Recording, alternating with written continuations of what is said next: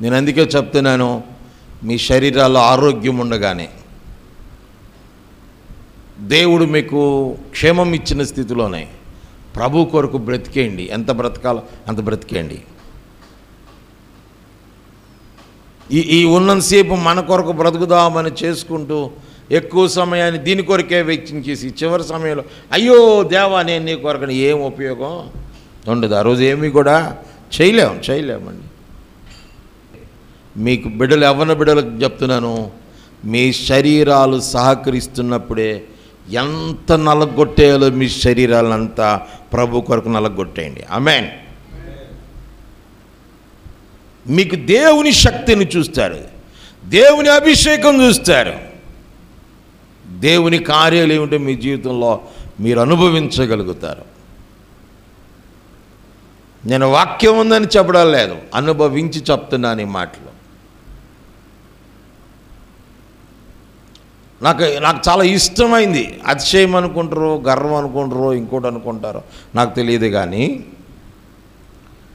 ఎవరో భక్తుడు అలా చేశాడు, ఎవరో ఎక్కడో ఒక చోట ఇలా చేశాడు. ఆయన ఆ భక్తుడు ఇలా జీవించాడని చెప్పుకున్నాడు.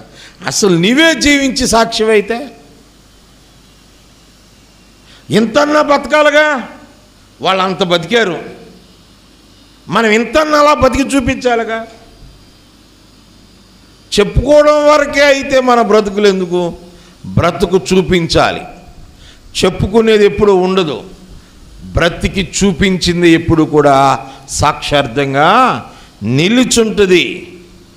ఆమేన్. బ్రతకాలి ప్రభు కొరకు.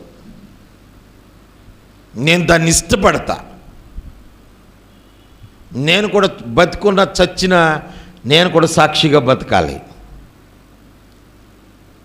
ఏదో చెప్పుకుని వెళ్ళిపోవడానికైతే అంత అవసరం కూడా లేదు, కానీ నాకు ఆశ ఏమిటంటే బతుకున్నప్పుడు చెప్పాలి, చచ్చాక కూడా చెప్పాలి. యేసు ప్రభు కొరకు ఎలా బ్రతికారని.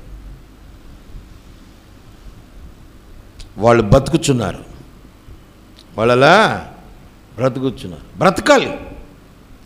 ఎంతో కొంతైనా, నువ్వు అంత చేసావని నేను అంటలేదు, ఎంతైనా ఇంత సాక్ష్యం అనేది మనం కొంతైనా మన కుటుంబానికి, మన స్వజనులకు, సమాజానికి, క్రైస్తవ సంఘానికి నీ సాక్ష్యాన్ని వదిలెళ్ళాలి.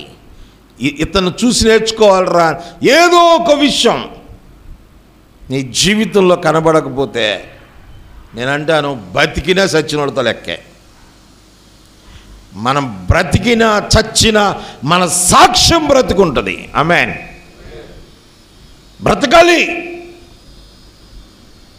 బ్రతకాలండి, మనం బ్రతకాలి.